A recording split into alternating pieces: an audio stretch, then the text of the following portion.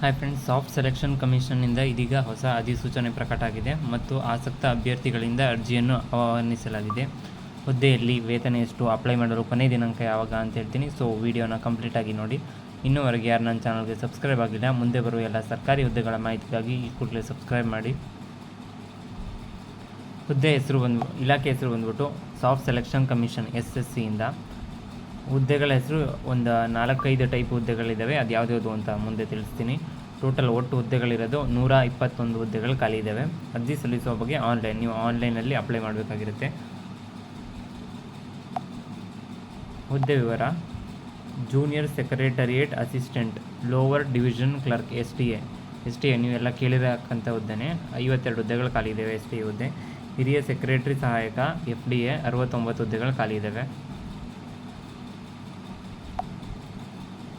ವಿದ್ಯಾರ್ಹತೆ ಬಂದ್ಬಿಟ್ಟು SSC ಅಧಿಕೃತ ಅಧಿಸೂಚನೆ ಪ್ರಕಾರ ಅಭ್ಯರ್ಥಿಯು ಯಾವುದೇ ಮಾನ್ಯತೆ ಪಡೆದ ಮಂಡಳಿ ಅಥವಾ ವಿಶ್ವವಿದ್ಯಾನಿಲಯದಿಂದ 12ನೇ ತರಗತಿ ಪೂರ್ಣಗೊಳಿಸಿರಬೇಕು.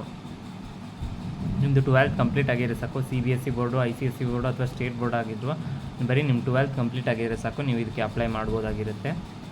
ವಯೋಮಿತಿ ಬಂದ್ಬಿಟ್ಟು ಈ ನೇಮಕಾತಿ ಅಧಿಸೂಚನೆಯಲ್ಲಿ ತಿಳಿಸಿರುವ ಪ್ರಕಾರ ಅರ್ಜಿ ಸಲ್ಲಿಸುವ ಅಭ್ಯರ್ಥಿಗಳು ಗರಿಷ್ಠ 50 ವರ್ಷ ವಯೋಮಿತಿಯನ್ನು ನಿಗದಿಪಡಿಸಲಾಗಿದೆ. ಮೀಸಲಾತಿ ವ್ಯಾಪ್ತಿಯಲ್ಲಿ ಬರುವ ಅಭ್ಯರ್ಥಿಗಳಿಗೆ ವಯೋಮಿತಿ ಸಲ್ಲಿಕೆ ಇದೆ.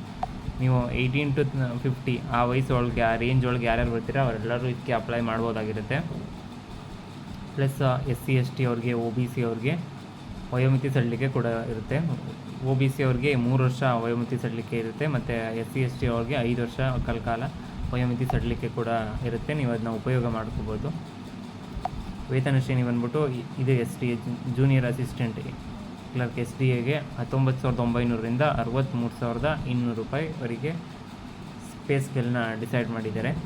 ಆಮೇಲಿಂದ ಹಿರಿಯ ಡಿವಿಷನ್ ಸಹಾಯಕ FDA ಹುದ್ದೆಗೆ 25,500ರಿಂದ 81,100 ನಿಮಗೆ ವೇತನ ಶ್ರೇಣಿಯನ್ನು ನಿಗದಿ ಮಾಡಿದ್ದಾರೆ. ಸೊ ಗೌರ್ಮೆಂಟ್ ಜಾಬ್ ಆಗಿರೋದ್ರಿಂದ ಸ್ಯಾಲ್ರಿ ಕೂಡ ಚೆನ್ನಾಗೇ ಇರುತ್ತೆ. ಸೊ ಅಪ್ಲೈ ಮಾಡಿ. ಆಯ್ಕೆ ವಿಧಾನ: ಕಂಪ್ಯೂಟರ್ ಆಧಾರಿತ ಪರೀಕ್ಷೆ, ಲಿಖಿತ ಪರೀಕ್ಷೆ ನಡೆಸಿ ಆಯ್ಕೆ ಮಾಡಲಾಗುವುದು. ನಿಮಗೆ ಕಂಪ್ಯೂಟರ್ ನಾಲೆಡ್ಜ್ ಚೆಕ್ ಮಾಡ್ತಾರೆ.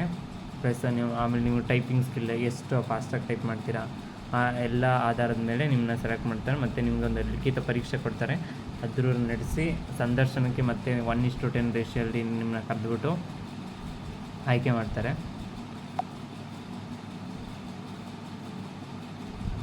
ನೋಟಿಫಿಕೇಷನ್ ಮತ್ತು ಅಪ್ಲೈ ಮಾಡೋ ಲಿಂಕ್ನ ಡಿಸ್ಕ್ರಿಪ್ಷನಲ್ಲಿ ಕೊಟ್ಟಿದ್ದೀನಿ. ಸೊ ನೀವು ಆ ಲಿಂಕ್ ಮೇಲೆ ಕ್ಲಿಕ್ ಮಾಡಿಬಿಟ್ಟು ಅಪ್ಲೈ ಮಾಡ್ಬೋದು.